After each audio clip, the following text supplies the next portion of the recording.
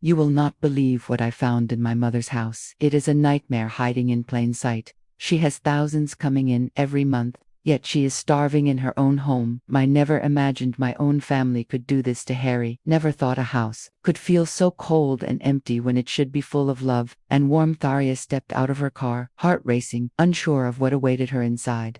She had not seen her mother in months, and she had imagined a warm welcome, the smell of fresh bread, the soft glow of lamps illuminating the familiar furniture. But as she approached the front door, the house seemed lifeless. Curtains, drawn tight, windows dark as if the house itself was holding its breath. She opened the door slowly, and the darkness swallowed her whole. There in the corner of the room sat her mother Helena, hunched over in an old armchair. The only light came from a single dim lamp that flickered weakly, revealing her frail form.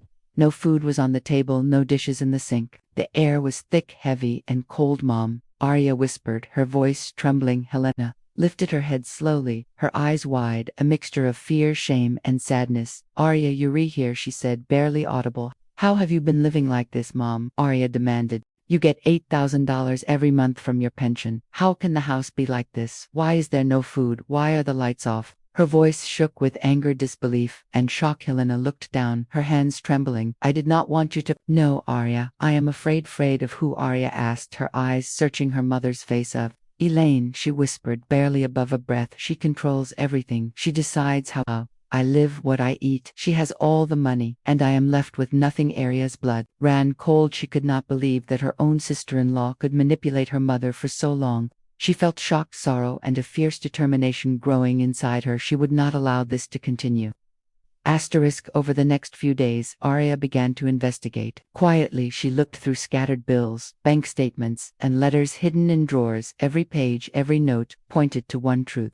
Elaine had been controlling every dollar Helena received, siphoning off her pension, and keeping her in fear and poverty. The more Arya discovered, the more her anger grew. She realized how cunning Elaine had been, how she had convinced everyone that she was helping Helena when in reality she was taking away her freedom and dignity. One afternoon, Arya confronted her mother directly. Are you sure it is Elaine, Mom? She nodded, tears rolling down her cheeks. I cannot lie anymore. Arya whispered, I cannot live like this. I am always afraid of making a mistake. Arya held her mother's hands, feeling their warmth and frailty. It will be okay, Mom. I promise. I will fix this. I will make sure you are free again, she said, determination burning in her voice. Arya began gathering evidence. She documented bank statements, letters, any proof she could find showing Elaine's control. She also reached out to a lawyer, a family friend, someone who could help, but most of all she wanted to empower her mother to speak up. The day of confrontation came. Arya stood at the door of Elaine's house, her heart pounding, her palms sweaty. She was ready. She could not let fear control her mother any longer. Elaine opened the door, a practiced smile on her face. Arya's eyes met hers, no fear, only righteous anger. How could you do this to my mother? Arya demanded. You have taken everything from her, every penny of her pension, and kept her starving and afraid. Elaine laughed coldly. You do not understand. I was just managing things for her, she said. But Arya saw through the lies, the manipulation, the control. This ends now, Arya said. My mother will live freely, and you will not control her any longer. Helena slowly entered the room, standing beside her daughter, her voice trembling at first but growing stronger.